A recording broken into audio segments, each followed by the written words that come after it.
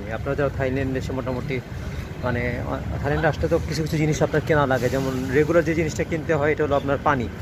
ঠিক আছে, আপনার তো মোটামুটি প্রতিদিন যারা পানি বেশি খান 2 বোতল 3 বোতল পানি কিনতে হয়, অথবা যদি হোস্টেলে থাকেন, হোটেলে থাকলে তো কমপ্লিমেন্টারি পানি পাওয়া যায়, আর হোস্টেলেও পানির রিজার্ভ থাকে, ওখান থেকে পানি নেওয়া যায়। তারপর যদি আপনারা অন্যভাবে পানি নেওয়ার চেষ্টা করেন, আপনাদেরকে দেখাচ্ছি থাইল্যান্ডে এই যে গভর্নমেন্টভাবে একটা পানির ব্যবস্থা আছে। মোটামুটি 1 বাতে আপনার প্রায় কী বলে 1.5 লিটারের কাছাকাছি পানি পাবেন। আপনাদেরকে দেখাচ্ছি কীভাবে পানি নিতে হয়, চলেন।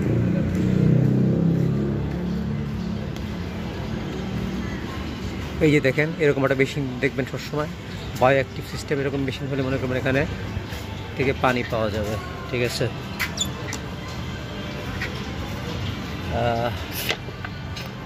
আমি এটা খুললাম, এই দেখেন 1 বাত দিলাম, 1 বাত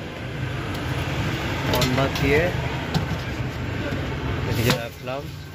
তারপরে যে এইটা ঠিক করার পর দেখেন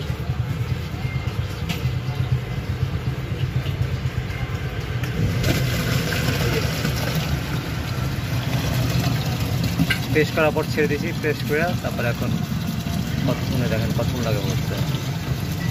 এই যে ঠিক এতটুকু, মানে 1.5 লিটারের মোটামুটি এতটুকু পাবেন আপনি 1 বাতের মধ্যে পানি। ঠিক আছে, যাই হোক আপনাদেরও জানা থাকলো 7-8, এবং অনেক সময় দেখা যায় কি হাফ লিটারের বোতলের দাম থাকে 7 বাত, 8 বাত, 9 বাত। থাইল্যান্ডের পানির দাম এক একটা ভ্যারি করে, মানে ভালো পানি হলে আরও ভালো দাম থাকে। তো অল্প টাকার মধ্যে আপনি 1 বাত ইউজ করে পানি পেয়ে গেছেন, প্রায় 1.5 লিটারের কাছাকাছি।